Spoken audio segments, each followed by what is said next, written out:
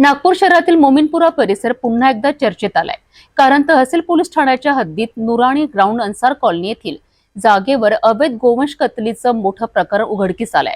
गुप्त माहितीवरून केलेल्या छाप्यामध्ये पोलिसांनी 12 गोवंशाची सुटका केली असून या कारवाईत एक आरोपी अटकेत आहे तर दुसरा आरोपी फरार आहे। पोलीस ठाणे तहसील हद्दीमध्ये नुरानी ग्राउंड अन्सार कॉलनी मोमीनपुरा या ठिकाणी अवैध पद्धतीने कटाई करता गोवंश बांधून ठेवलेले आहेत अशी गोपनीय माहिती आमच्या पोलीस स्टेशनला कार्यरत पोलीस उपनिरीक्षक श्री रमेश शेख यांना मिळाल्याने त्यांनी त्यांच्या पथकासह नमूद ठिकाणी जाऊन खात्री केली असता छोटे मोठे एकूण 12 गोवंश तिथे अवैध कत्तल करण्याकरता बांधून ठेवल्याचे दिसून आल्याने तिथे रेस्क्यू ऑपरेशन करण्यात आलेले आहेत आणि 12चे 12ही गोवंश ताब्यात घेऊन पुढे मनपाच्या मदतीने गोशाळेमध्ये रवाना करण्यात आलेले आहेत।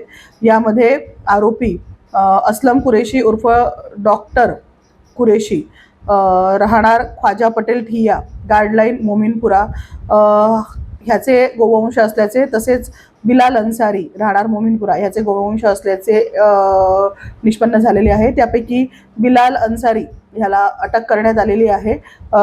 असलम कुरेशी उर्फ डॉक्टर हा अद्यापही फरार आहे। त्याचा शोध आम्ही घेतो आहे आणि सदरची संपूर्ण कार्यवाही PSI रमेश शेख आणि त्यांचे पथकांनी केलेली आहे। संपूर्ण कारवाईमध्ये लगभग 1,80,000चा मुद्देमाल आम्ही जप्त केलेला आहे। नागपूर शहरात पोलिसांनी वेळीच हस्तक्षेप करून गोवंशाची सुटका केली आणि अवैध कत्तलीचा डाव उधळून लावलाय। पोलीस प्रशासनाची तत्परता आणि कारवाई समाजात कायद्याचा धाक टिकून ठेवण्यासाठी महत्त्वपूर्ण ठरत आहे। फरार आरोपी लवकरच गजाआड होईल अशी अपेक्षा व्यक्त केली जाते।